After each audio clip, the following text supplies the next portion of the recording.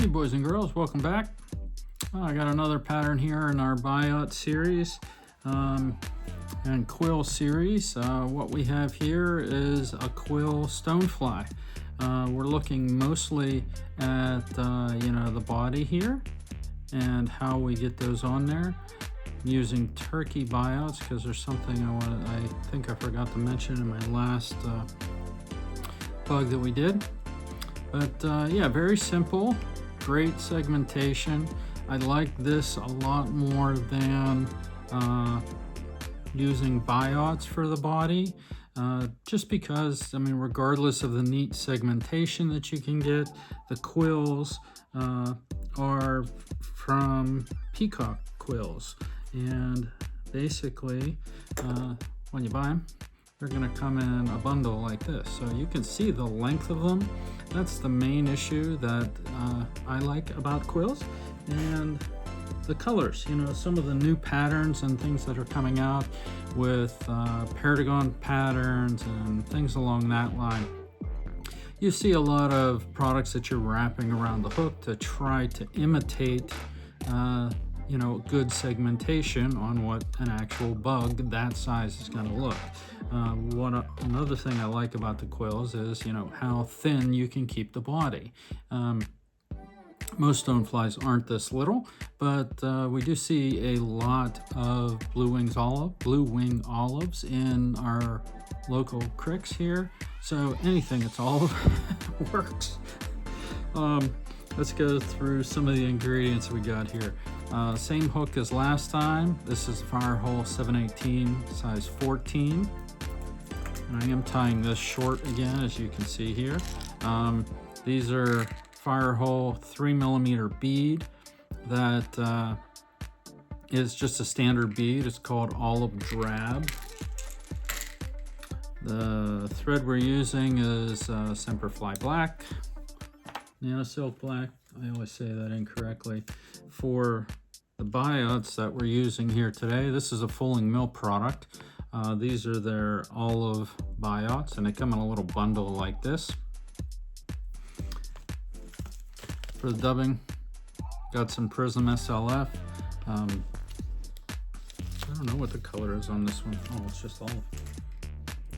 And turkey biots that we have here. Okay, so let's jump into this. Very simple pattern.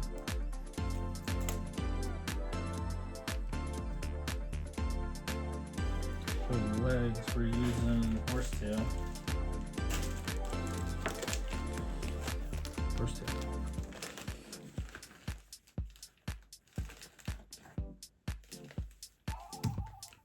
Pull that up.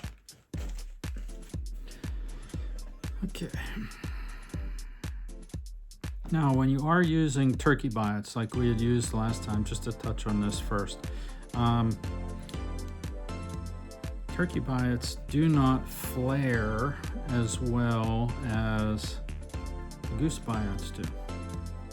Okay, so they're very straight, especially when you tie them on the hook. It's a big feather, so it takes up a lot of room, and it doesn't create the same type of look that we're getting with the goose biots. So same premise. Okay, this is the size of it, but you can see just looking at it straight on, it's pretty straight, so you don't really get the flare that you typically get with a goose biot.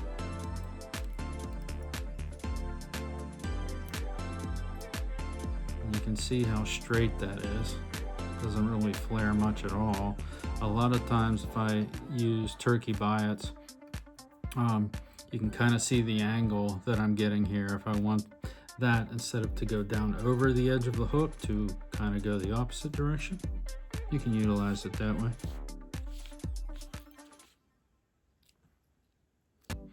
Okay, the big thing with them, you can really see the dark edge on the top. You want to make sure those are the same when you put them on. You don't want them separate. Okay, let's separate the opposite. Alright, I'm going to cinch these down, and then I will go backwards a little bit. Try to splay these just a touch. If you can see what I'm doing with my fingers there. Sometimes it'll fold them out.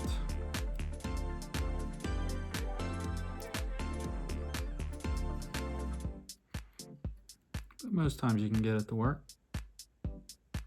the way you want it to.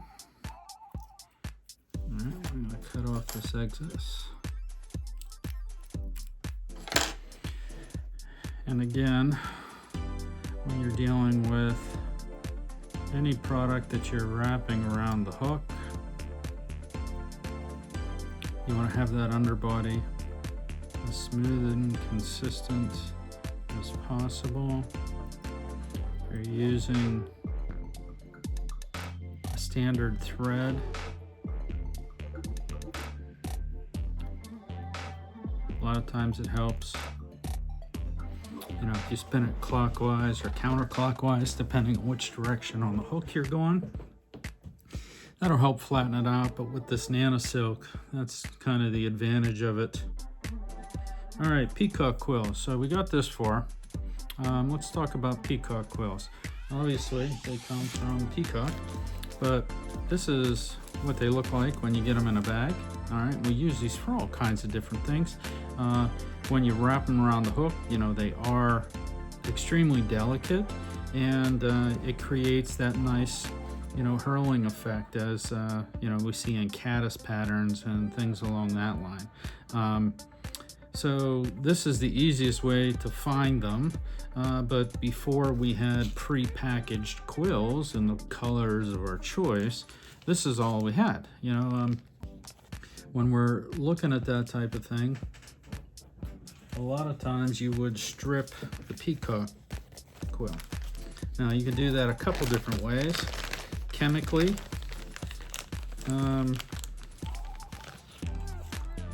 what I did with these was just take a bunch out of my pack that I just showed you here, okay? Throw them in a flat Tupperware type dish and put some bleach on them. Bleach will eat away the little frillies that you see on the end, and you know, you're left with just this long quill. So it is a standard color, but if you get into dyeing materials, you can dye these just like you can dye anything else. So if you're trying to mix and match, that's one way to do it. Another way to do it is, you know, kind of time consuming. You know, people say to take an eraser and just kind of rub the eraser on the quill, and it will pull all of these little fibers off. Or you can just spend all day, if you got nothing else to do, you know, just keep pulling these off, and you can see starting to expose that quill. Now that quill is flat, so that's another nice thing when you're wrapping it around the hook is you can kind of steer it. So when they package these all together, at one end, at the butt end of the peacock quill, it's obviously a lot thicker than it is down here, you know, towards the tail end. You want to tie in the thick end.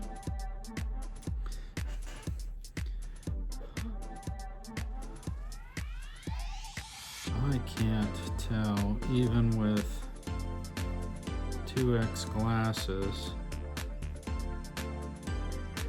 what if there's a dark edge on this or not, but I'll normally tie in a 1/4 inch or so. And I am using black for a reason. That way, as far as the bug goes,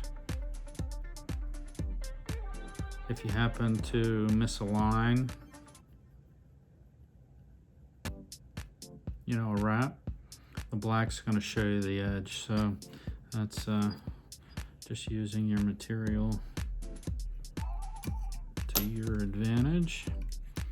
Okay, so when we fold this over, I'll try to do it from up top here. Watch those hook points. You want to line them up. If you can see the dark edge, you want to line that up so you're just barely overlapping or running right up against the last wrap. Okay. Like I said, I like these quills because they're that much longer. And I tie it in by the butt because I'm only using the majority of this for the thorax. Once we get up to the top here, it gets pretty thin, so if you tie that thin part in, I tend to break more than I get on the hook sometimes.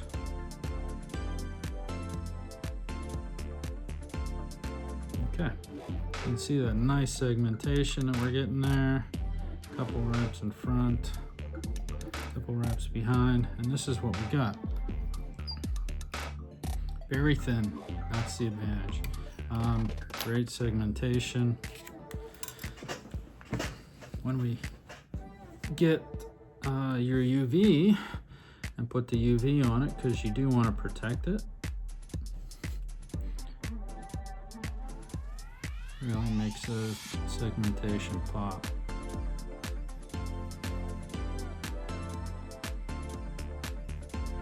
You don't need a lot on there. Just want to protect it. I'm not building anything up. Cook it.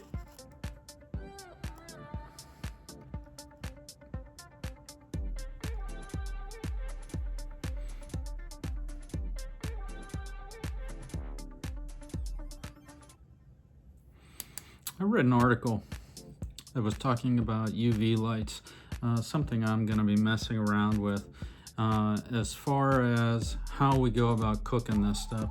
Most times I'm just, throwing a light right on top of it. I got a different kind of UV stuff. Normally I'm using Loon because it's nice and thick, but I got some Solaris, which is a very popular brand, and from what I've seen on videos and stuff, it dries super quick and super clear.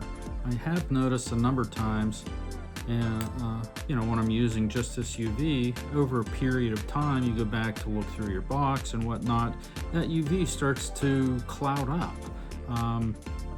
And I don't know if it's the type of light that I'm using or if that's just standard when we're looking at a UV resin, but the article that I saw was to do your cooking in stages. So cook it for 5 or 10 seconds, give it a rest, cook it again, and maybe we get different results. So, all right, next thing on our bug. I have some horsehair or horsetail here that we're going to use for the legs. I'm just going to lay this across the hook. I just put this on in a crosswise pattern. We are going to fold these back a little bit. So I'll tie 2 on.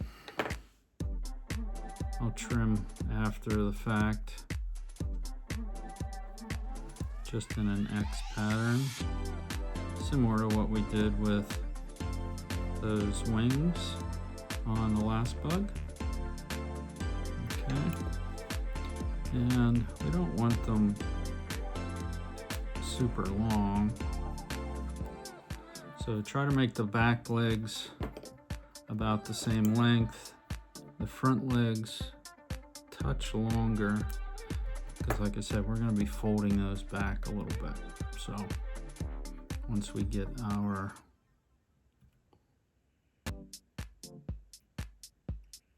dubbing in there. Okay, so that's what's left. So get a little piece of your dubbing. Make it as thin as you can. This SLF, really good stuff. You can make it really thin and not build up a lot of bulk. Okay, we're just gonna wrap that around the middle a couple times. Careful of those back legs, you don't want to pin them against the body. And then we're going to pull these over, cinch that down.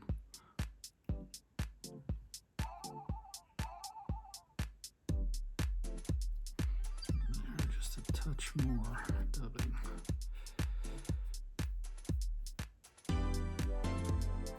Kind of want them splayed out to the sides, and you can control that a lot of times by how much pressure you're putting down on top of this.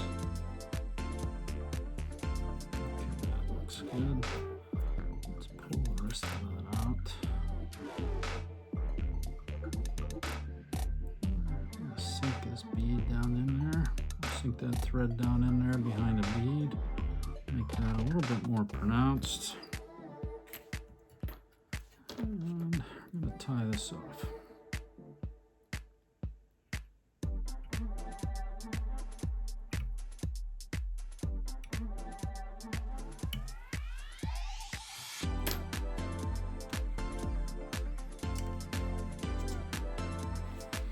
As you can see, one of the reasons I don't like using those Biots for bodies is I'm pretty heavy-handed. I have ETD, excessive tightening disorder. So everything I put on, I'm pulling as hard as I can. I break so many things. Okay, so when we're trimming these legs, like I said, just a touch longer. Make sure they're where you want them, because we're going to get our UV and put 2 stages on here. First one, just kind of get into the fibers there so that I can hold those legs in position. So it looks like that.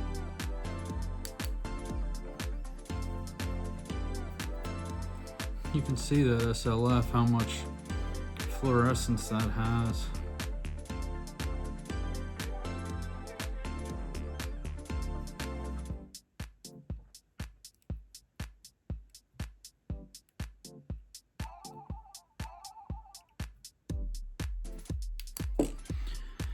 And then we're going to come in and do a big drop on top to give it some magnification of what's under there.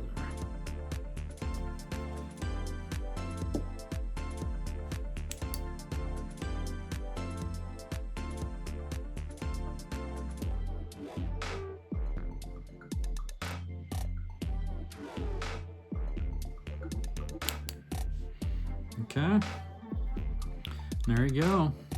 You can see how nice that segmentation looks.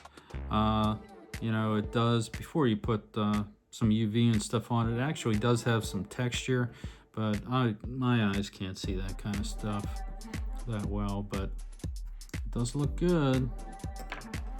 Okay, cook that one more time. The downside to the turkey Biot tails, like I said, they don't flare very well, but you can make it work. It's just a bug. There you go, guys. Quilled stone fillet. Tie some up, get some different colors.